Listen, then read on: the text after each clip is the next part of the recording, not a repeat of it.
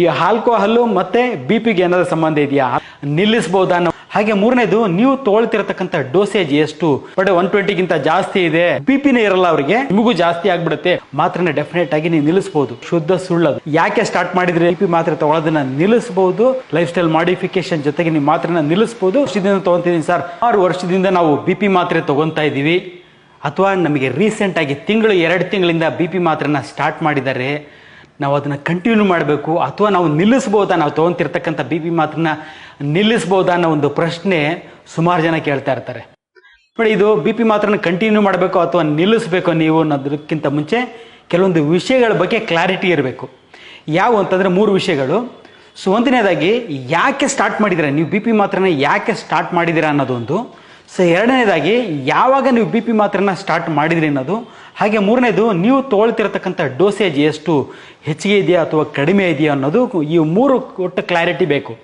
So ಒಂದನೇದಾಗಿ, ಯಾಕೆ start ಮಾಡಿದ್ರಿ ನೀವು ಬಿ ಪಿ ಮಾತ್ರನ ಅನ್ನೋದಕ್ಕೆ ಬರೋದಾದರೆ, ನೋಡಿ, ನಿಮಗೆ ಲಕ್ಷಣಗಳು ಇದೆಯೋ ಅಥವಾ ಇಲ್ಲೋ ಅನ್ನೋದ್ರ ಮೇಲೆ ಡಿಪೆಂಡ್ ಆಗುತ್ತೆ. ನಿಮಗೆ ಬಿ ಪಿ ಮಾತ್ರೆ ಸ್ಟಾರ್ಟ್ ಮಾಡಿದಾಗ, ಇಲ್ಲ ನನಗೆ ಯಾವುದೇ ರೀತಿ ಲಕ್ಷಣಗಳು ಇರಲಿಲ್ಲ, ನನಗೆ ಬಿ ಪಿ ಮಾತ್ರೆ ಸ್ಟಾರ್ಟ್ ಮಾಡಿದ್ರು ಅಂತ ಅನ್ನೋದಾದರೆ, ಅಂಥ ಸಮಯದಲ್ಲಿ ನೀವು ಕ್ರಮೇಣವಾಗಿ ಗ್ರ್ಯಾಜುವಲಿ ಡೋಸೇಜನ್ನು ಕಡಿಮೆ ಮಾಡಿಕೊಂಡು 100% ನೀವು ತೊಗೊಳ್ತಕ್ಕಂಥ ಮಾತ್ರೆಯನ್ನು ನಿಲ್ಲಿಸ್ಬೋದು.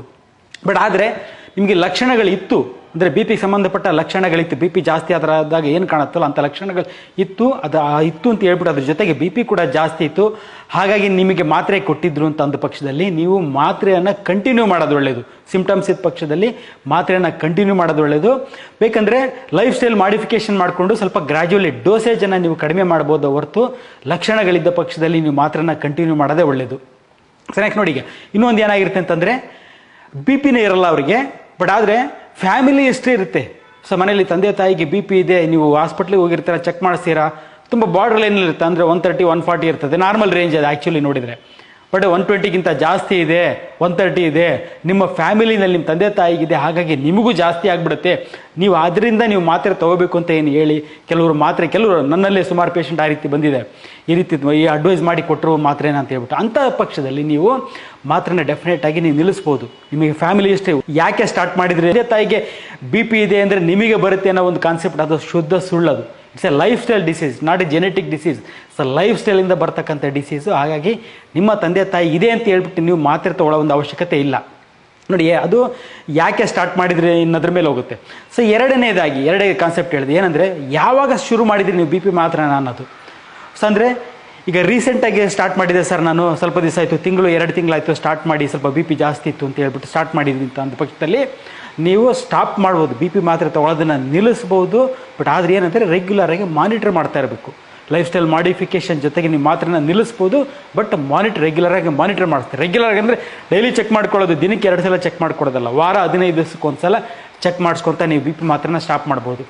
ಬಟ್ ಆದರೆ ಕೆಲವರು ಸುಮಾರು ವರ್ಷದಿಂದ ತೊಗೊತಿದ್ದೀನಿ ಸರ್, ಸೊ 8-10 ವರ್ಷ ಆಯಿತು, 2 ವರ್ಷ ಆಯಿತು, 3 ವರ್ಷ ಆಯಿತು, ಅಷ್ಟು ವರ್ಷದಿಂದ ನಾನು ಬಿ ಪಿ ಮಾತ್ರನ ತೊಗೊತಾ ಇದ್ದೀನಿ ಅನ್ನೋ ಪೇಷಂಟ್ಸು ಸಡನ್ನಾಗಿ ನೀವು ಟ್ಯಾಬ್ಲೆಟನ್ನು ಸ್ಟಾಪ್ ಮಾಡೋಕ್ಕೆ ಹೋಗಬೇಡಿ. ಡೋಸೇಜನ್ನು ರೆಡ್ಯೂಸ್ ಮಾಡ್ಕೊತ ಬನ್ನಿ. ಲೈಫ್ ಸ್ಟೈಲ್ ಮಾಡಿಫಿಕೇಷನ್ ಮಾಡಿಕೊಂಡು ನೆಕ್ಸ್ಟ್ ಕಡಿಮೆ ಮಾಡ್ಕೊತ ಬರ್ತಾ ನೆಕ್ಸ್ಟ್ ನೀವು ಸ್ಟಾಪ್ ಮಾಡ್ಬೋದು. ಮೂರನೇದಾಗಿ, ಡೋಸೇಜ್ ವಿಷಯದಲ್ಲಿ ಹೇಳೋದಾದರೆ, ಅಕಸ್ಮಾತ್ ನಿಮಗೆ ಬೇಸಿಕ್ ಡೋಸ್ ಕಡಿಮೆ ಡೋಸ್ ಮಾತ್ರೆ ಕೊಟ್ಟಿದ್ರು ಅಂತ ಅಂದ ಪಕ್ಷದಲ್ಲಿ ಸೆಕೆಂಡ್ ಲೈಫ್ ಸ್ಟೈಲ್ ಮಾಡಿಫಿಕೇಷನ್ ಜೊತೆಗೆ ನೀವು ತೊಗೊಳ್ತಾ ಇರ್ತಕ್ಕಂಥ ಕಡಿಮೆ ಡೋಸನ್ನು ಸ್ಟಾಪ್ ಮಾಡ್ಬೋದು. ಬಟ್ ಆದರೆ ಹೈ ಡೋಸೇಜ್ ಕೊಟ್ಟಿದ್ದಾರೆ, ತುಂಬ ಹೈ ಡೋಸೇಜ್ ಕೊಟ್ಟಿದ್ದಾರೆ, ಜಾಸ್ತಿ ಇದೆ, ದಿನಕ್ಕೆ 2 ಟೈಮ್ 3 ಟೈಮ್ ತೊಗೊಳ್ಳಿಕ್ಕೆಲ್ಲ ಕೊಟ್ಟಿದ್ದಾರೆ, ಇಂಥ ಪಕ್ಷದಲ್ಲಿ ಕ್ರಮೇಣವಾಗಿ ಕಡಿಮೆ ಮಾಡಬೇಕಾಗುತ್ತೆ. ನೀವು ಸಡನ್ನಾಗಿ ಸ್ಟಾಪ್ ಮಾಡಲಿಕ್ಕೆ ಬರಲ್ಲ. ಆಮೇಲೆ ಕಾಂಬಿನೇಷನ್ಸ್ ಇರುತ್ತೆ.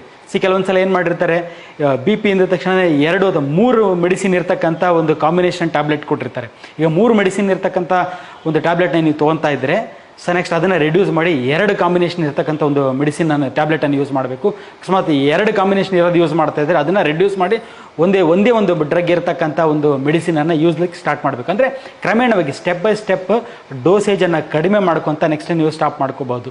ಸೊ ನೆಕ್ಸ್ಟ್ ಹಾಗೆ ದಿನಕ್ಕೆ 2 ಟೈಮ್ ಕೊಟ್ಟಿದ್ದಾರೆ ಸರ್, ಬೆಳಿಗ್ಗೆ ಮತ್ತು ರಾತ್ರಿ 2 ಟೈಮು ತೊಗೊತಾ ಇದ್ದೀನಿ, ಕಂಟ್ರೋಲಲ್ಲಿದೆ, ಯಾವುದೋ ಲಕ್ಷಣಗಳಿಲ್ಲ ಅನ್ನೋದು ಪಕ್ಷದಲ್ಲಿ 2 ಟೈಮ್ ತೊಗೊಳ್ಳೋದನ್ನು 1 ಟೈಮ್ ಮಾಡಿಕೊಂಡು ನೆಕ್ಸ್ಟ್ ಮುಂದಿನ ದಿನಗಳಲ್ಲಿ ಲೈಫ್ ಸ್ಟೈಲ್ ಮಾಡಿಫಿಕೇಷನ್ ಜೊತೆಗೆ ನೀವು ಬೇಕಿದ್ರೆ ಮಾತ್ರೆಯನ್ನು ನಿಲ್ಲಿಸ್ಕೋಬೋದು. ಸೊ ನೋಡಿ, ಇನ್ನು ಜನರಲ್ ಆಗಿ ಹೇಳ್ತಾ ಇದ್ದೀನಿ ಬಿ ಪಿ ಬಗ್ಗೆ. ನಿಮಗೆ ಯಾವುದೇ ಸಿಂಪ್ಟಮ್ಸ್ ಇರಲಿಲ್ಲ ಅಂದರೆ ಯಾವುದೇ ರೀತಿಯ ಬಿ ಪಿಗೆ ಸಂಬಂಧಪಟ್ಟ ಲಕ್ಷಣಗಳಿಲ್ಲ ಅಂದ ಪಕ್ಷದಲ್ಲಿ ಪ್ಯಾನಿಕ್ ಆಗಿ ನೀವು ಮಾತ್ರೆಯನ್ನು ಸ್ಟಾರ್ಟ್ ಮಾಡೋ ಒಂದು ಅವಶ್ಯಕತೆ ಇಲ್ಲ. ಸ್ಟಾರ್ಟ್ ಮಾಡದೇ ಇರೋದು ಒಳ್ಳೆಯದು. ಬಿ ಪಿ ಜಾಸ್ತಿ ಇದ್ದರೂ ಕೂಡ ಯಾವುದೇ ಸಿಂಪ್ಟಮ್ಸ್ ಇಲ್ಲ ಅಂತ ಅಂದರೆ ನ್ಯಾಚುರಲ್ ಆಗಿ ಕಂಟ್ರೋಲ್ ಮಾಡ್ಕೊಳ್ಳಿ, ವಿತೌಟ್ ಟ್ಯಾಬ್ಲೆಟ್ ಕಂಟ್ರೋಲ್ ಮಾಡಲಿಕ್ಕೆ ಪ್ರಯತ್ನ ಪಡಿ.